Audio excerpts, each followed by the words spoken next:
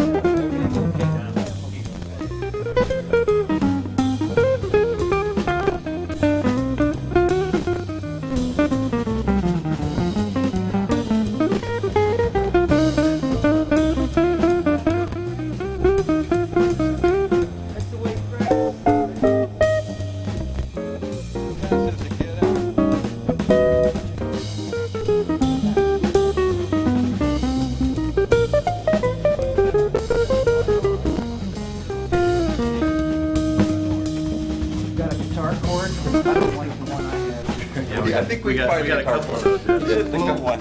Oh, that's a I nice lost mine, so I took the one that was in the laying there. Right. Oh, we'll get you. Actually, a half a pick. This is it.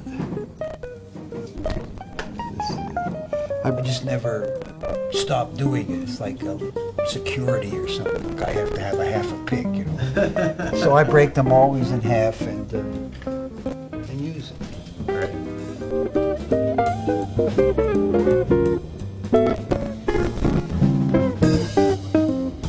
They probably have a real good sound system, you know. And I don't know why I can't go direct. I don't know why not either. You know, and those are the speakers. Don't you have speakers out there? Tons. Yeah, I mean, and then they can just mix me.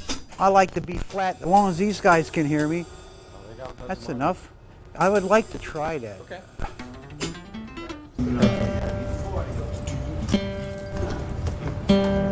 Hey, Owen. What's class? Rock LPW. You got some reverb on there? Is that too much bass?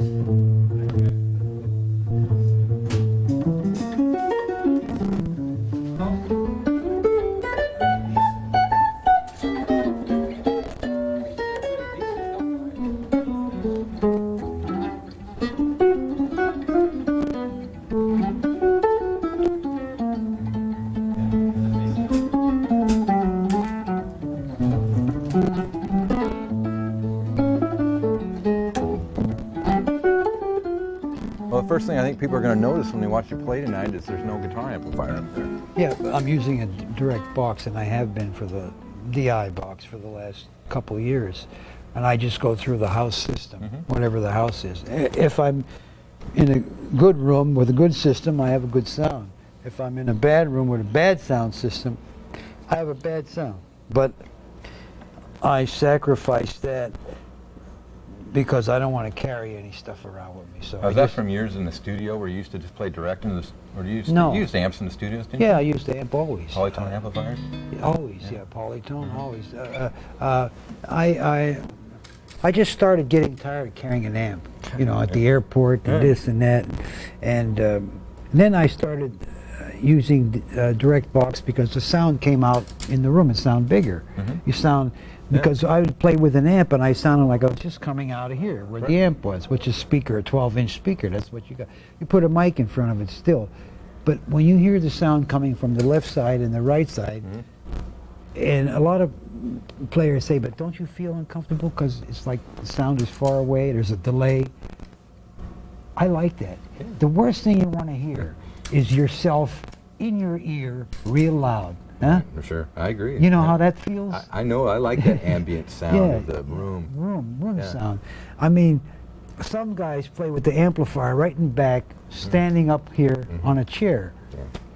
You could hear every glitch, every little, and who wants to hear that?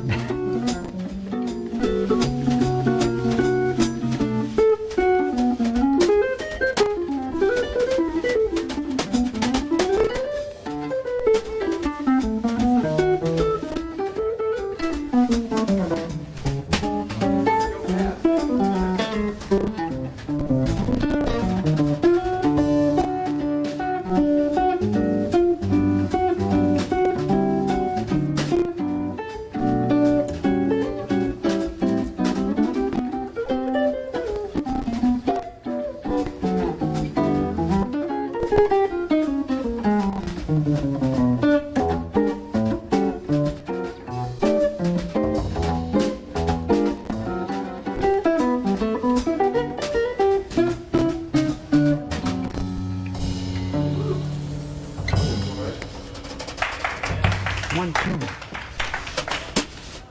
Gentlemen of the orchestra. How are you? Oh, how you doing? Good to see you, Joe. Nice to see How you. you been doing? I'm okay. How's Pretty things good. in Germany? Yeah, they're good. You know, Right. good. We might try that. Okay. What's that? We'll play this as a Is this ballad. Dizzy Gillespie? Yeah, but it's not hard. It's easy. It's real good. Come rain or come shine. Try this. Try this. I will play one solo. Yeah, blues with the blues. Blues with the blues? Basically. Yeah. I mean, It's no, like I'm this. sorry, no, it's not. It's like this. You wanna do that for a second? Yeah.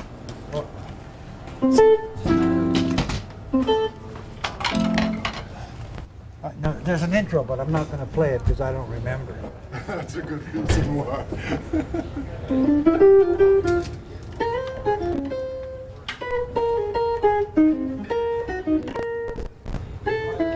Something like I don't remember. 1, 2, right on it. 1, 2, 3.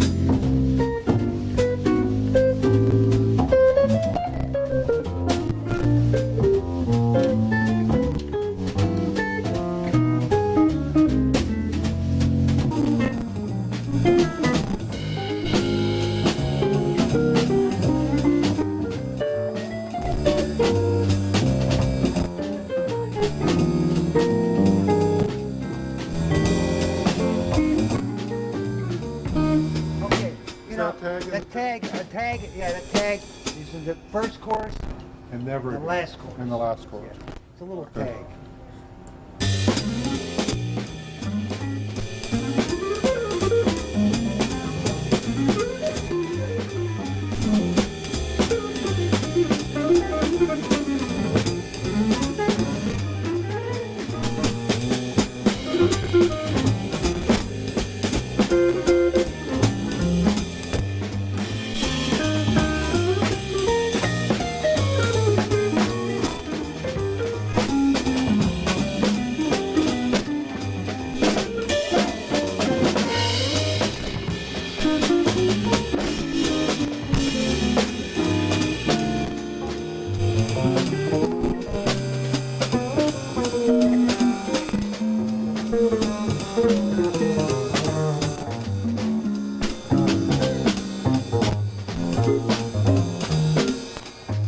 The plan is that we play. You're not playing just the keeping time for me. I mean, we're just playing together. So if you feel like going like that, you do that. And if you know, and if I jump in on your while you're playing, Yeah, that so, was so nice what? what You you know, did with it, yeah. yeah. I mean, I don't want like a rhythm section, just like playing time for me and waiting for your solo. You know, Yeah. like the other guy. I just want to play, hey, whatever. You know, I don't care. I'm just doing. I'll give you.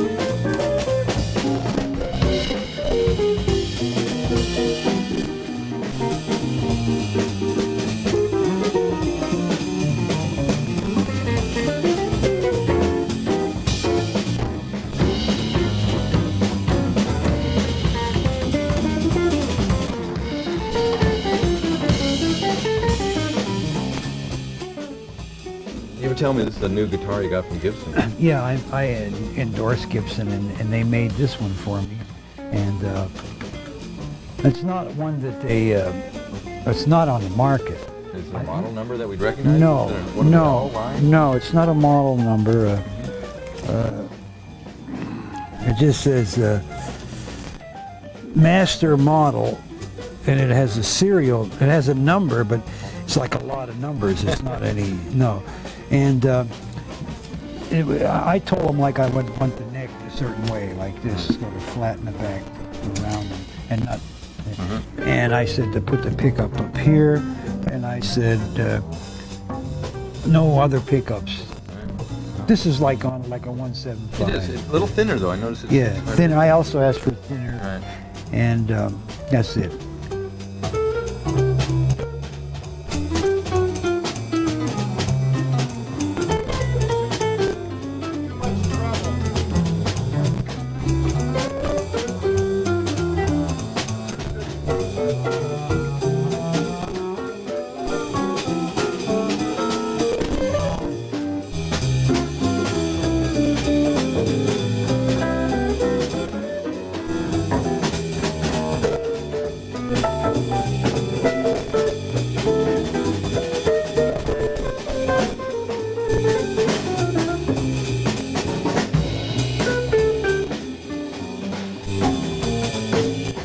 I lowered the action because I play solo and I play with my fingers. But now I'm playing with these guys. That means I have to play. I have to play harder. You know? I have to dig in. And when the action is low, it's like. But doesn't it feel harder to play now with an No, electric no. guitar? No, that's better.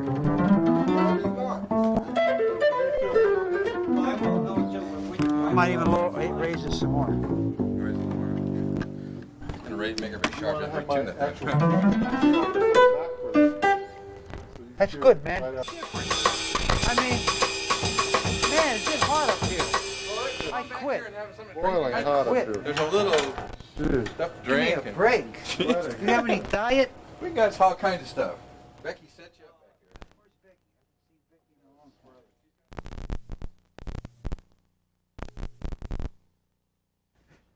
Well, it's great to hear you play. You've rehearsed with the band now, Bob Anguson and Joe Yeah, Porcaro. yeah. Sounded real good so far. We rehearsed. Yeah, we sort of rehearsed. I don't like to rehearse. You know. Yeah. I mean, honest, I hate it. Yeah. Yeah, and I know it's not right because when I played a lot with Oscar Peterson, you know, for about 10 years, and he never rehearsed. Never. We had one time got together and just ran down a few tunes at his house, and ever since then we never. It was just like he would call tunes and just play them. Sometimes he wouldn't even tell you what they were. But the point about it was that you. I don't know why he didn't rehearse. So I got that habit from him. But I've never been a one to rehearse. Well, I've always wanted to ask you about you've played. Oh, wonderful, wonderful. Thanks, Joe. I mean, you've always played a combination of solo guitar playing. In fact, a lot of solo guitar playing. It's funny. Here's my two favorite solo guitar players here. That's Joe Jerry over there. If we get a shot of Joe. Yeah. And Joe Pass. I mean, Yeah. between these two guys, I don't think there's a drummer bass player alive that needs to play with them. But have you always played solo guitar? Did you start years ago, back in the 50s, 60s? Yeah, you know, I mean, I try to figure out how I did it. But anyway, when I was very young, my father used to call me down when he had guys sitting around drinking wine and playing cards with him and that. And after they got through with that, he would call me down to say, play something for these guys, because he was like, you know, I could play. I was like 14 already playing. And I mean, I was alone. I had to play songs. I had to play a tune. I couldn't play a scale or exercise. So I started playing little Italian songs. And then at one period in my life, I was alone. I was the only guy that could play anyway. And so I always had to play for people, and there was never anybody to play with. Right. So I had to play kind of myself. It also gave you an incredible repertoire of just knowledge of tunes. Tunes, because I listened to a lot of tunes, and I played with, when I was very young, I played with a lot of older guys, right? And they played all the tunes. I didn't even recognize half the tunes you played. They played all the tunes because those were the tunes that were popular of the day, and they are now standards. Right. You know, so I was playing Body and Soul, Begin to Begin, and Night and Day, and when I was 13 years old. Those were the tunes that everybody played. And you started by just learning tunes. Yeah. Did you learn the chords and melody, or Well, just the I melody? learned just from playing with other people, and I learned because my father would always say, "Play something," you know. And he was tough, you know. He didn't play anything, but I had to play something. And every time I played, he would say, "Fill it up, fill it up," Oh. meaning like don't leave any space. Right. So I was 'Cause that's what you're really good at doing. of course, filling it up. is, Yeah, I'm better at fills than I am at. We call those, what is the term? Like, I'll think of it in a What? minute. Virtuoso fills. That's Yeah, what we yeah, call right, when we yeah. talk about you. Yeah, You yeah. play the melody, then you do and these the amazing little fills. fills, yeah. Yeah. And they connect up the melody Right. with the secret to filling something up is not playing arpeggios or playing runs. It's actually playing runs, but it's actually like making sure that you make the connection to the next phrase. So it isn't like if you play the note and then you're on G, so now you play a fill. It's not that. Right. It's got to go With the melody. to the next bar. Mm-hmm. So it's not like ba ba ba ba ba ba ba ba ba ba ba ba ba. Right. It's anyway. Well, speaking of those tunes, you guys rehearsed. What are you going to be playing tonight? I can't tell you. You're going to just call some things off the top of your head? Yeah. That's Yeah. kind of the way it is, isn't it, in jazz? Yeah. I mean, for me, it's it's more comfortable that way. A lot of times you pick the wrong thing, but so what? What are you going to do? I mean, I've been playing a lot with my fingers, so that you know, when you play with your fingers, a lot of the playing is with the left hand. Sure. It's slur, hammer, pull off. You get a what's that? Not like a saxophone feeling. What is Legato. that? Legato Yeah, feeling. yeah. You get a nice legato feeling. Now, when you switch to the pick, you have to make a little adjustment. It takes maybe 5 minutes or 10 Sure. minutes because suddenly it's different. And I didn't discover that until maybe a year or so ago. I thought I could just pick up the pick and play. But you've always done both. I remember years ago you playing Yeah. with the fingers and the Yeah, pick. But yeah. I think some of the electric type records that I have of yours, it's mainly pick. Pick, yeah. When the Ella Fitzgeralds call you and they want you to accompany them, you used to do a lot of that.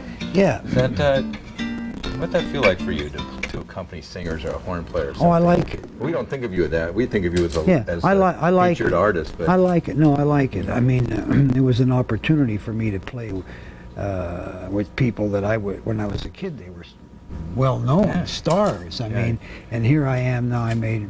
I've played with Ella for on and off for 10 years, and Oscar Peterson, and Dizzy Gillespie, and it was like a real surprise and a thrill for me, really. I mean, Norman Granz was responsible for that, putting me with these people, and I always felt that that's right. that I didn't. They were like icons, you know. And I mean, how did I fit in there? You know, who's this guy? And he said, "Well, if you couldn't play, you wouldn't be there." That's I mean, that's just. But I still don't accept that. I mean, I always felt that it was lucky of me, and I also feel that I never realized until lately to realize that this playing the guitar and music is a gift that I've gotten from God, you know. Well, that's- and it's not like I'm lucky or nobody in my family played anything. It has to be a gift, and that's what else. I mean, and I have to now say that I thank God for the gift. I mean, I Well, we never all thought do. of. Yeah, you know. Yeah. I mean, how do you do this? I mean, I didn't go to GIT. I know. There wasn't any when I was there. I know that's what obviously is the amazing thing is we have so much technical help nowadays to learn to play, and you Oh, learn to yeah. play. You know, I'm not sure of the years, 40s, 50s. I learned I started in 1939. Yeah. And I've been playing a long time. And there were a lot of guys that learned. I mean, all the guys before the advent of schools and technology and all that learned to play kind of through experience. Most of them. I mean, I had some books. I had like a Nick Lucas book, Yeah. and I had a classical book called Carcassi Method, which was a very good book. But I could only go about 30 pages, and then it got hard. Yeah. Well, a lot of records in. A lot of listening to. I had no record player. Really? No, I used to go down to a music store, and that was selling instruments. In those days, there were no record stores. Instrument stores. Yeah, They yeah, sold of course. pianos, and everybody played steel Hawaiian guitar, like this, you know, like this. Yeah, Those little. sure. That was. Yeah. That's okay. It's plywood. He didn't hurt it. No. Anyway, and so the music store sold instruments, and they had a little section with records, and you would buy a Perry Como record, or, you know, Three Sons record. And where I lived in Johnstown, Pennsylvania, the guy who worked in the store liked jazz, so he would order one jazz record, and nobody bought it. But we all went down and listened to it. Oh, you so- listened to it at the store. Yeah, at the store, yeah. Jeez. And that's when I heard Charlie Parker, a record called Show Enough. Oh, And yeah. when I heard that, I said, wow, this is for me. Did you think, I'd like to do that on guitar? Like to Oh, sort I of- just wanted it. I just did it. I mean, Yeah. I just took me and a friend of mine. Somehow he had a little portable record player, and we got a whole record and copied the piece. Took us like hours, 8, 9 hours, and but I liked it so much that I sort of wanted to play like a horn player. So I avoided all kinds of guitar cliches. I mean, I never played, Yeah. and I never did. And I never did any Charlie Christian. You never did. You Never. never did. Did Never. you ever see him play or meet him? Or No, anything? no. I never copied anything that Charlie Yeah. Christian played. I can't play any of his solos. I don't know how they go. Yeah. But I know some of the charts, you know. Sure. And I never copied any of Django Reinhardt, though I had heard him, and I knew. But I copied Charlie Parker, and I copied... Do you remember how you actually did it? Do you remember sitting with a record player? Yeah, and putting what's that with a needle on record? and Oh, yeah. You'd take it off real quick and try to emulate it?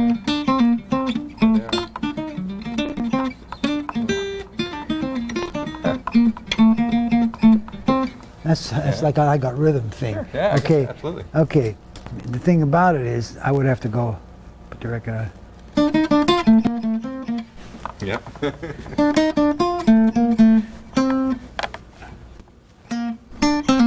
It took us hours. Did you I know mean- the changes to the tune first? Yeah, Always? yeah, I could hear. I could hear the changes, and I listened a lot to bass players and piano players. And if I heard harmonies on a certain tune that I liked, I would find out what it is, you know. And I did that. So, and I listened a lot to Nat King Cole, because when I was growing up in the music, he was the biggest trio around, the Nat King Cole Right. trio. On the jukeboxes, on the radio, you heard Nat King Cole, Sweet Lorraine, Straighten Up and Fly Good Right. piano player. Great piano player. He was a teacher for all the guys that came after him. He would have been, he was, but he had Oscar Moore and Irving Ashby. He had bass and piano. Everything they played was complicated. I mean, it wasn't like, okay? So if you wanted to play Sweet Lorraine, you had to learn a lot of chord changes. It wasn't like 3 chords, you know. But if you turned the radio on, that's what you heard. We were talking about some piano players, and I guess you played all those years with Oscar Peterson, and me being a music teacher here at this school, we're always dealing with, all the students are always hot to learn to want to burn, play a lot of notes, but Yeah. we also emphasize a lot of rhythm guitar playing and playing chords. But the problem occurs, like, what do you do when you're playing with a piano player? You have been in a lot of situations Yeah. with a piano, and you both sometimes comping for a singer. I get that question. I know you do. all the I know, time. and it's the There's no obvious answer question. to that question, actually. I mean, and you do it well because you are smart, right? You listen. you have to listen. Yep. That's all. You have to listen and never play any big fat 6-string chords until it's the end of the song. Yeah. You know. What did And- Oscar Peterson have to say about it? Well, he liked guys that went, you know, Just like almost keeping chung, time. chung, chung, chung, Right. Mm-hmm. like Freddie Green. He liked that, but I don't do that, and I never liked it. And I think it's not good to do on electric guitar because it just it's a muddy sound. So I just comp fortunately for me, Oscar and I come out of the same harmonic bag because we play from the same music, the music of our time. So, and I know the harmonies I play are pretty similar, almost identical with the harmonies that he plays. Yeah. So I don't have a big problem there. But I always tell a student, if you're playing with a piano player, wait for the turnaround. First of all, don't play any big 6-string chords. Play inside chords. Play chords that are neutral, notes that are neutral for a while, like this. Okay, that could be C, that could be G7, that could be an F. Yeah. That could be a lot of things. Could be E, it could be A. You know, Things. little couple things. And then when you know the chord is going to be C, you put a nice chord on, okay? So you watch, you play inside and 2 little note chords, you know, until you hear it. And then wait for, because every keyboard player and every harmonic player has their own, what they like. Some guys like, some guys like, some guys like, some guy like, I mean, Do they do it the same consistently? yeah, on every song they Yeah. play. So you learn. You kinda- say, you know the pattern. Some guys go chromatic, some guys like a lot of raised ninths, some guys like E minor 7 to A7, and the guys like E minor 7, flat 5. If you listen to when the turnarounds come in the song, you hear what the guy likes, because that's Sure. where he does all his stuff. That's like a little clue. It's not a big Sure. deal, but Makes sense. But now when you're soloing, though, you're gonna play on it.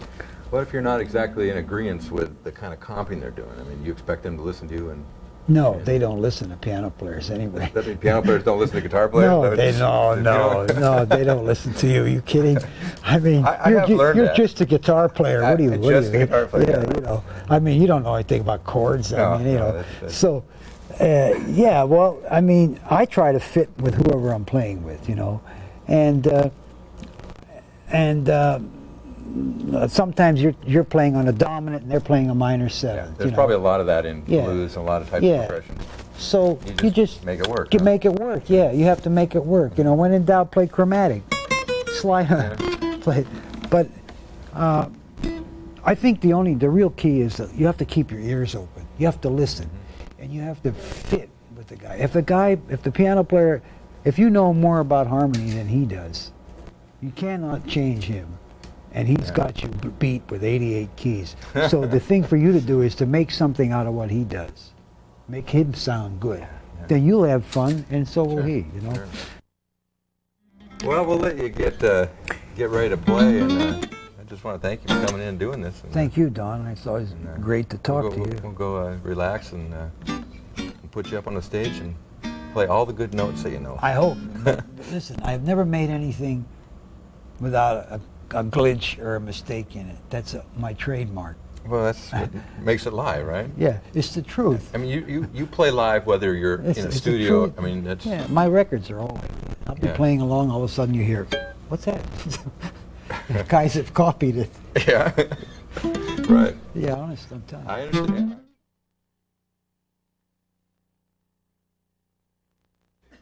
Joe Pass, of course, one of the finest solo jazz guitar players in the world. He'll be playing some solo pieces tonight, but he's also going to be playing with 2 of our top players here at the school, and you know them well. Joe Porcaro playing drums. Joe.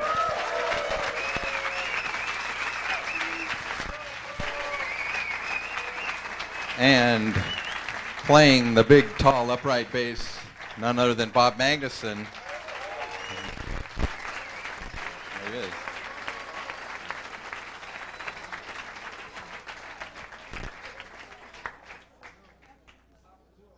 And of course, the one and only, all I can do is introduce one of the greatest living jazz guitar players to ever touch those 6 strings. This is Joe Pass.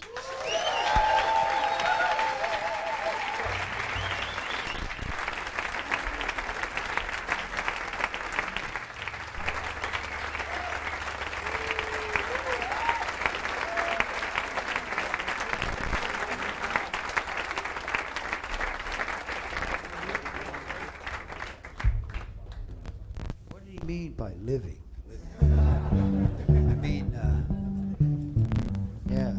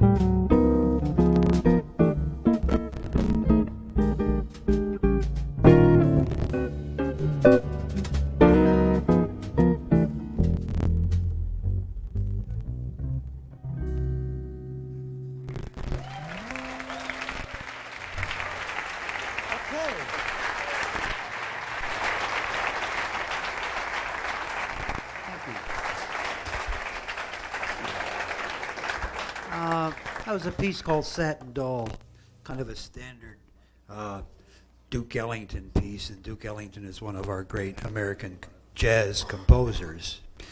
On the break in the beginning, I played.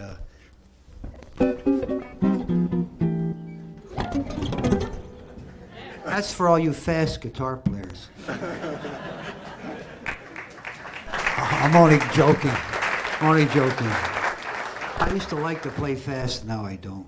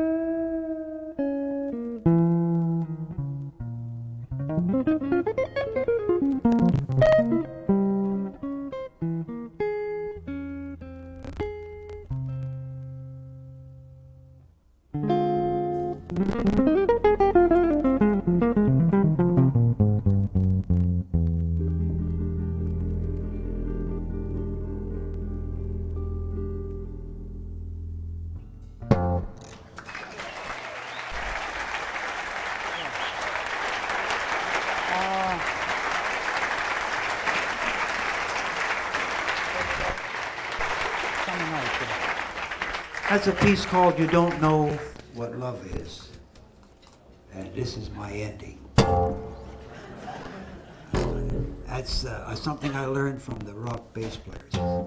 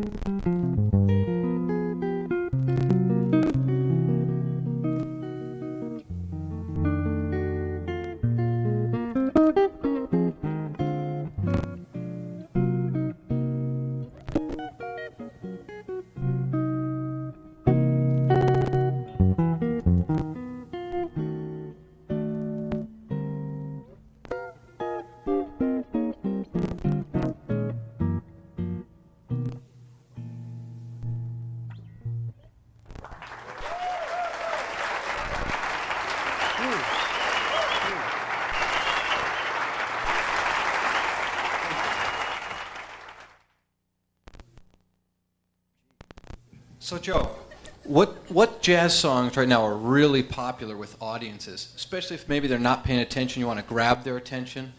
Well, I mean, I don't know. there are a lot of standard songs that are popular with audiences. Generally, wherever I play, in festivals or clubs, you always have people that ask for Misty, or Stella by Starlight, or Wave, or Giant Steps. People that ask for Giant Steps don't really know what they're asking for. You know, they just heard the name Giant Steps, and they say, yeah, Giant Steps. Hey, play Giant Steps. It's like some kind of a test, a contest, So I play it as a waltz or bossa nova, so I don't have to work so hard. But they ask for the ones I mentioned, generally. Very few ask for anything by Charlie Parker. They ask for songs from Duke Ellington. In Europe, they ask for more standard songs, and All the Things You Are, Cole Porter music, and that. But probably the songs that you like are the ones that they ask for. Satin Doll, they always ask for that. As soon as you play, you get applause. I'm only joking.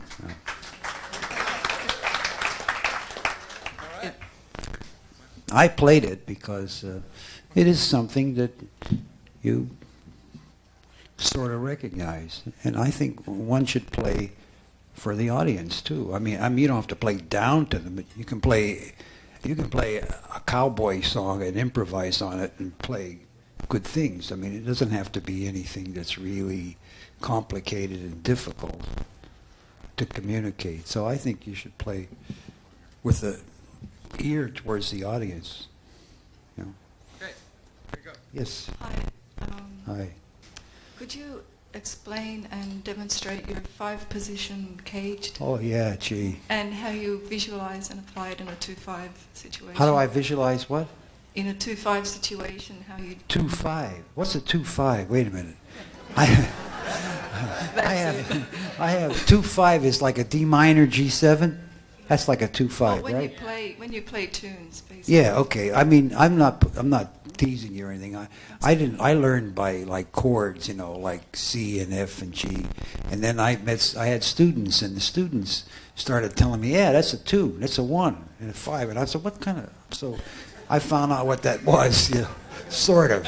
But don't ask me about modes, because I don't know anything about them. And that's it. Okay. 2-5, well, anyway, the way I do it is,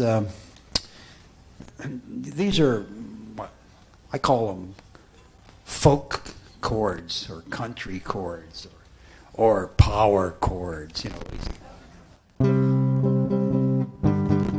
But anyway, this is a form, this is C form. And if you had a bar, they're all bar forms. If you had a bar here, this is where the bar would be. And this is C form of C. And this is the A form. And this is the G form. C, A, G. And this is the E form. And this is the D form. Okay, these are all bar chords, meaning that here's the C form of C with a bar, which is above the neck, the nut. Here's the C form, A form of C. Here's the bar. Here's the G form of C with a bar. Here's the E form of C with the bar. And here's the D form of C.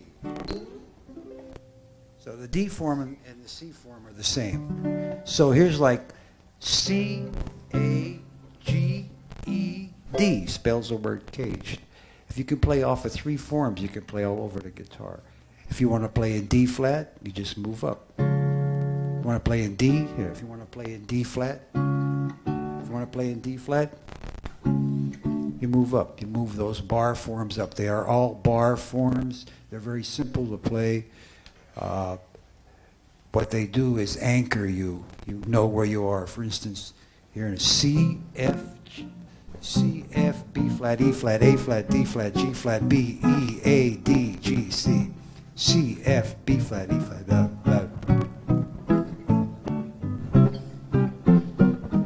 You play in every key in one place.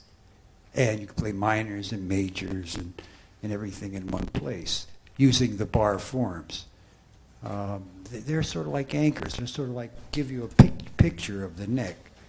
And then she wanted to know something about how I play what is it? The 2-5. So 2-5 is D minor and G7. D minor or any minor to a dominant. First of all, I'll tell you, if I have a 2-5, forget the 2. You don't need it. Why are you playing the 2? What is it like? If you played a 5, that got the 2. Here's the scale for the 5. It's a G7th. Here's a scale for the 2. It's the same scale, different note.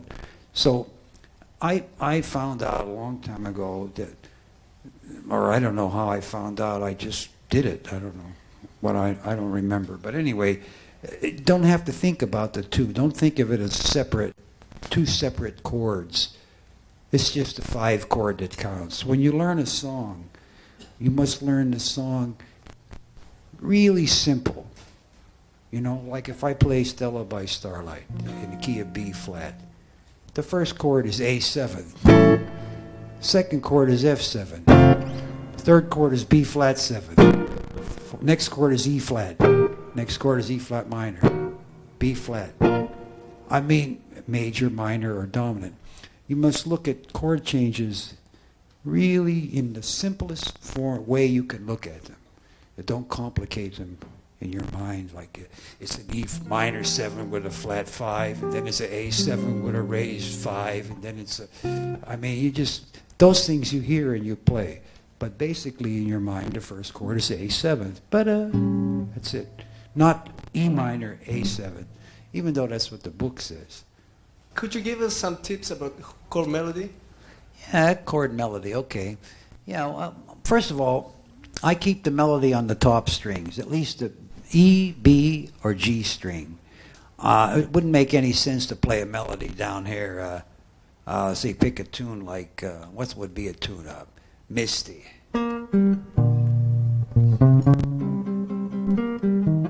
I mean, what's that? I mean, what, you know. So, I mean, common sense tells you don't voice that way. I mean, so automatically, okay, you start. Okay, I play the melody, and I, as I say, I add color. You can go like this. You can go, or you can go.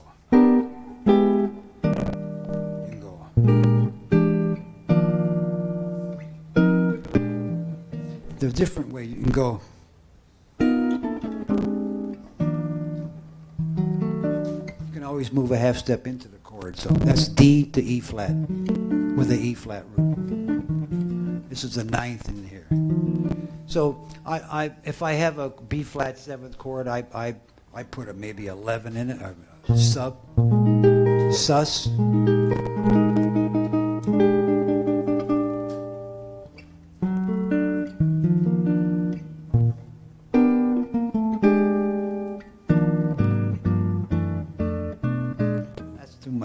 Sometimes people reharmonize things, and especially guitar players, and they have like 10 chords in 2 beats. You know, I mean, it doesn't do nothing. You know, it's just like showing like you got all this movement, but you can't play on it. You're too busy.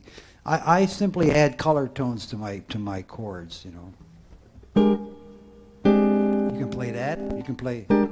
The difference between that is.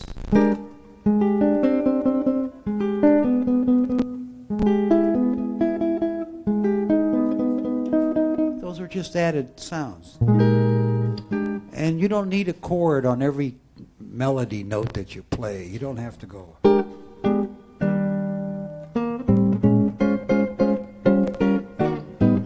I mean, you're killing yourself for no reason. I mean, why don't you just go like this? I don't play no chords. I just, because when you play a chord, the sound is there. It's heard by the. It's heard. You hear it. and the harmony stays. You don't have to go.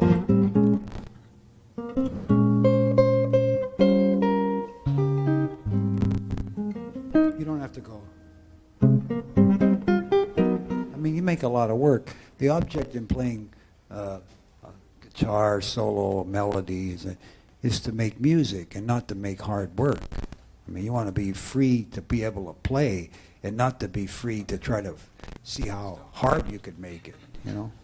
And I always keep voice movements in my chords. Voice movements. You don't play.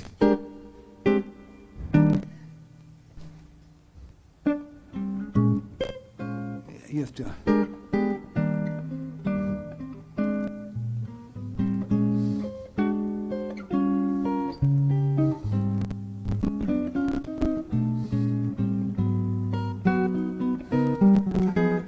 That's a movement.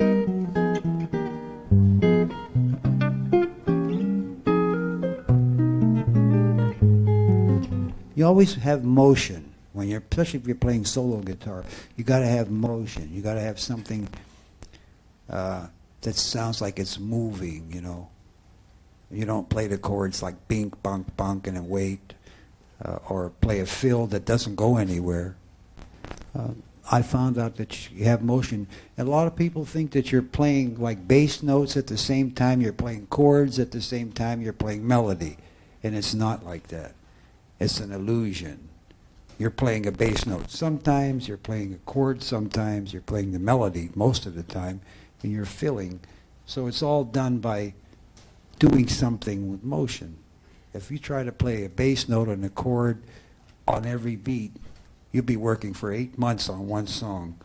And then once you learn it, that's the only way you're going to play it. Good evening, Joe. Sounds fantastic. Thank you. If you wanted to take an up-tempo song such as In a Mellow Tone or something, and you wanted to reharmonize it to give it a darker sound, how would you go about doing that? Are there any general rules you follow to reharmonize a song? Reharmonize it. Yes. Yeah, I don't really reharmonize. That song goes.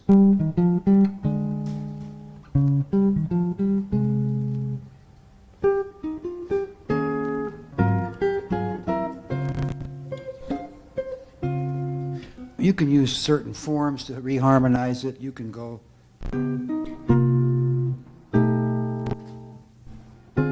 That's pretty good.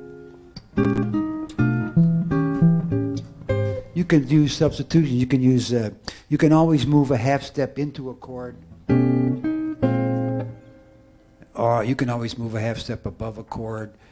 You can always play the flat five. There are a few little things that you can do. That tune I wouldn't reharmonize because why? It's a tune that goes. So what do you reharmonize? It gets.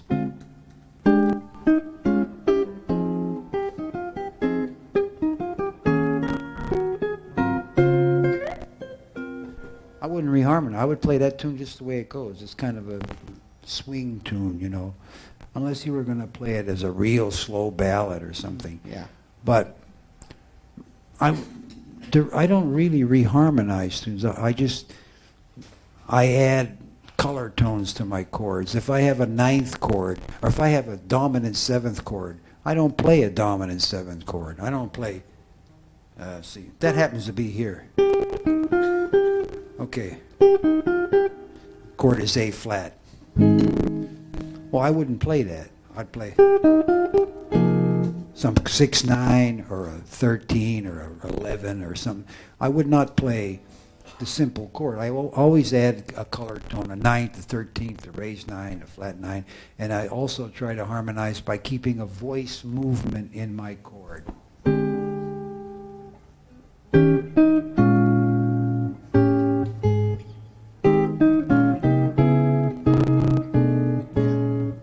Something like that, you know. Is there Yeah. anything that you can say to sort of simplify, because the infinite possibilities involved in jazz blues, and Yeah, sure. what to do, you know? I don't know. I mean, first of all, a lot of chords, I call them grips, chords. If you look at them, they dictate melodies to you.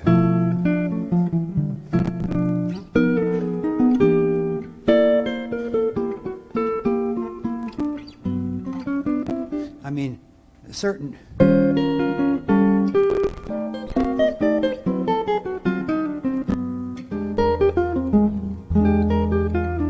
mean, a lot of the things you want to play, the jazz lines that are heard and played, are right in the chord. They're right around your fingers, you know. And so that's one thing. Second of all, I don't play the chord and then play scales. It is better to play than to play.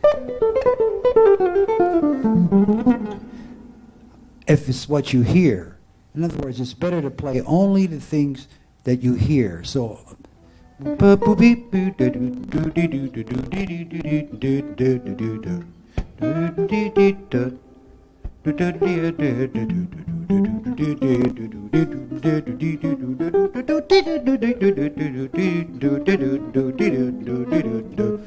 I hear that, so I play that, okay? But you can do tricks like it. Yeah, why don't I go 3 frets across, or why don't I go, or why don't I go, yeah, I mean, don't let the guitar play. You're the one that's supposed to be making the music. So it's better for you to play.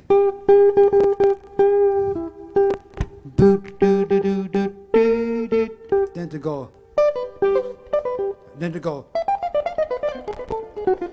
I mean, it's something that you learned, like a scale or a run or a lick or something. Because if you try that, it never fits anyway.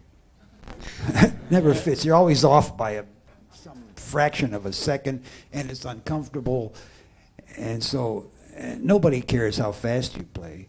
You have to communicate what you hear and feel, like a blues singer sings or something, you know. I mean, that's what it is. So it's better to play less notes, but only what you hear. That's why you should be able to hum or sing what you play. If you don't hum or sing what you play, you'll never be able to remember what you played.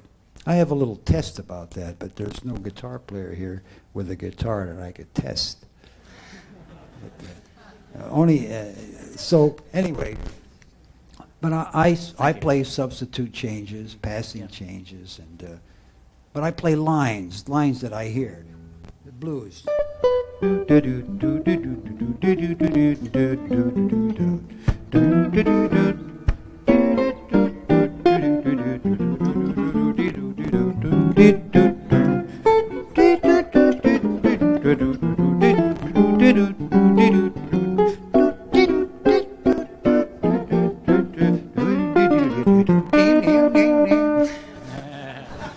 I mean, I play what I hear.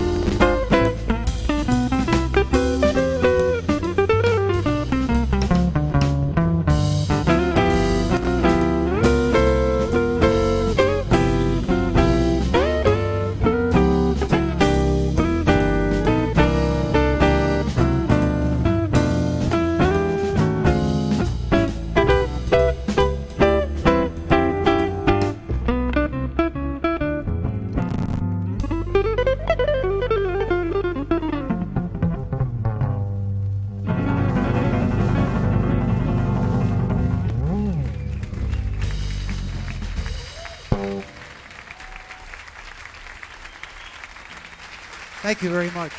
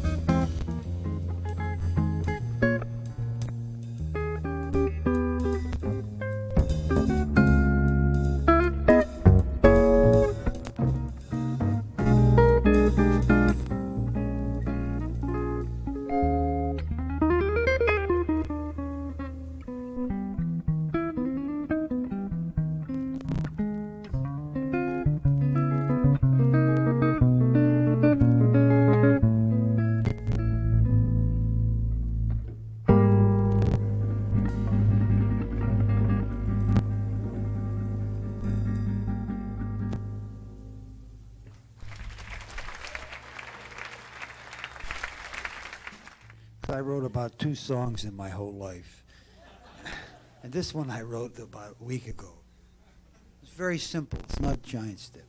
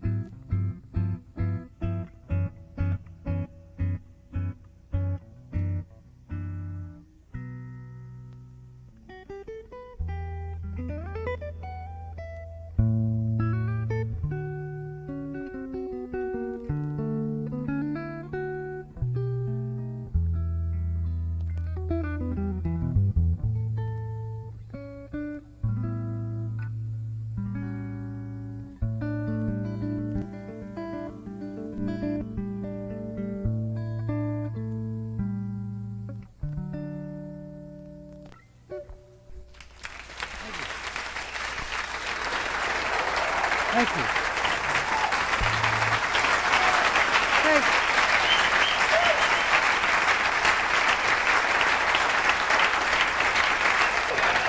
Yeah. Bob Magnuson and Joe Porcaro. All right, you guys.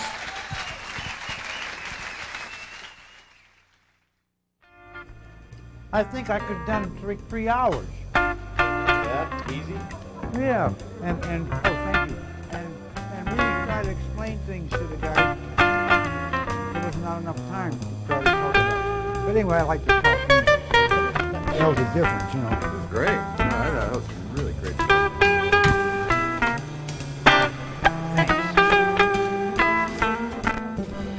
All right, Dan. Have a picture. Was he good? Did he pass? Okay. Okay. Good. Hey, what do you say? Hey, how you doing? Hi. Hey, I have nothing wrong. I like guitar players, you know.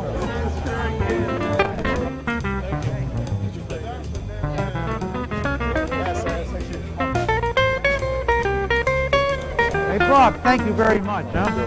Oh, man. I'm sorry I was off. Oh, man. Nah. But I'll look forward to December. Me too. Thanks for having me. Oh, I'm sorry. Thank you. And we got plenty. We got plenty. Oh, yeah, I of hope music. so.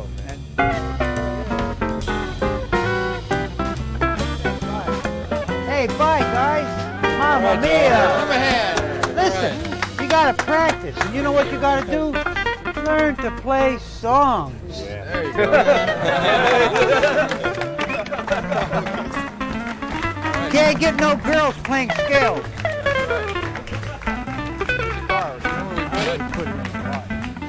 Thanks.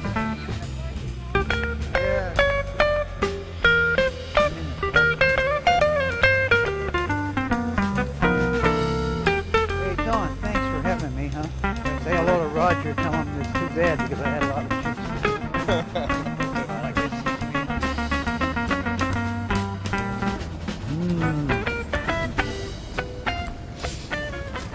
Okay, That's it. I see you guys. Thank you.